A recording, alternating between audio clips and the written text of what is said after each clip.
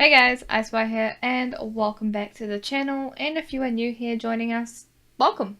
As you can tell by my channel, very recently I have been on quite the Bloodlines trend, so to speak. That is the game we're talking about today, and we are going to be doing another crash course, this time on the Bruja, specifically the Bruja in Bloodlines 2. What they're like, what's the big deal about them, and what makes them tick. I do apologise for getting this video out very late. I have a flight to catch tomorrow. As I'm recording this, I have a plane to catch tomorrow. So,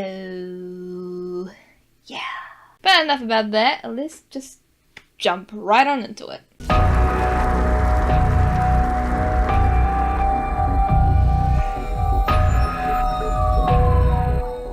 Welcome to the Brujah Crash Course.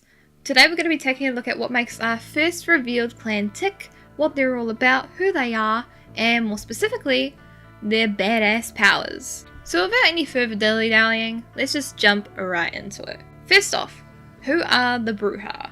The Bruja have never been a large part of the Seattle kindred community, but when they do show up to a party, they make their presence known immediately. The Pacific Northwest has a long history of attracting outcasts and drifters, those looking to keep some level of anonymity and independence. Many of the Seattle Bruja are leftovers from failed anarch movements in the past century, most choosing to remain unaffiliated or loosely affiliated with the city's political factions. Or at least, they like to claim that. These guys are tough bastards, but underneath their don't fuck with me exterior is a very philosophical mind. While they are known for being hot-headed, Bruja do have some brains to them. They're not always, I would like to rage, but they do like to rage, let's be honest. They really do. Generally, Bruja gather at a bash, which can be loosely summed up as a sort of fight club for the undead. They use these events to assert their physical superiority to the rest of the clans and to celebrate the raw power of their bloodline. That's not to say that they don't invite other clans to enter, but it's rare that any but the Bruja dominate the bash. The champions of these fights are rumoured to make good money hiring themselves out as muscle for anyone who can afford them.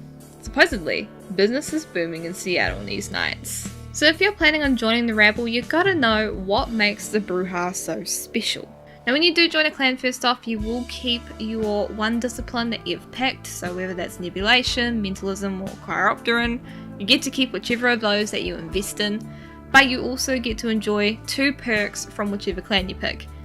Yeah, I know, only 2. It sucks. I judge that quite a lot. Anyway, education! Let's get into it. So, the Brujah's disciplines. What are they in Bloodlines 2? First off, we have Potence.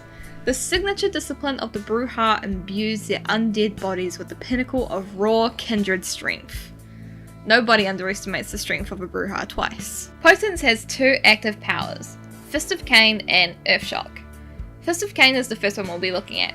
So, what makes this one so cool? Fist of Cain allows you as a Bruja to deliver a really strong punch, just a devastating punch, that turns any wall in your way into rubble and throws any poor enemy in your way through the air, tearing their limbs and causing a lot of damage to them. Basically, think that scene in Avengers where Hulk punches Thor. It's that. The next one is Earthshock. And this, once again, involves punching, but instead of punching things in your way, whether it be a wall or a person, you punch the ground, and the force that you create when you punch the ground creates a shockwave around you, damaging and knocking down anyone who dares get in your way. If you do use Potence in front of unsuspecting mortals, that is a Masquerade violation, so do be careful when you're punching the ground and or punching walls and people.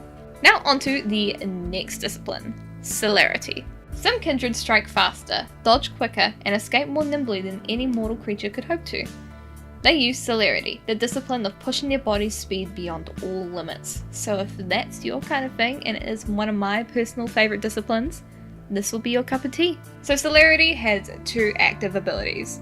The first one is Unseen Storm. This allows you as a vampire to dash in a direction of your choice at such a speed as to momentarily disappear from view, allowing you to land attacks, dodge around enemies, or get away before the dust has time to settle and anyone knows what happened. Now of course, the more you invest in Unseen Storm, the faster you'll get to go and the longer this effect will last. And secondly, Accelerate. As soon as you activate it, it opens up speed so fast that everything else in the world appears to slow down to a virtual standstill. Any enemies that are trying to kick your ass seem frozen in their attacks.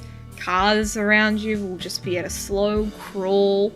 Humans walking by will literally be moving like ants. You can see the bullets, zip by your head almost in like a slow Matrix-esque fashion. Everything is just slowed down. If you've watched any old action movies from the 80s or early 90s where, there's slow-mo action scenes that are really badass, that is basically what you get to do with this ability. So if you want to slow down time around you and kick people's asses just a little bit faster, or feel like you're in Blade Runner or The Matrix or any of those movies that have those cheesy action scenes, then Accelerate is for you, my friend.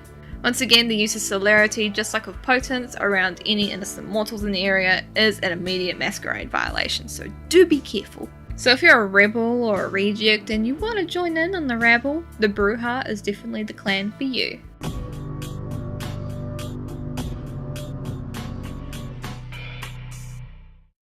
I hope you enjoyed that little crash course on the Bruja of Bloodlines 2. I'll be covering the next revealed clan when that is released. It'll probably be released while I'm traveling, so when I do get back I'll cover that. But I hope you enjoyed this and you got to learn a little bit more about our favourite hotheads. Consider supporting me on Patreon, as it feels to grow for my content's quality and the variety and production of said content that you guys get to see all here on the channel. And of course, as always, a huge thank you to my current patrons. They are Cosmoronic, Nicholas Montoya, Hasgirl, Cooladora, Kay, and Zapfinouch. And if you want to see your name shouted out at the end of the video like these guys, do hop over onto Patreon and have a look around at the cool rewards on offer.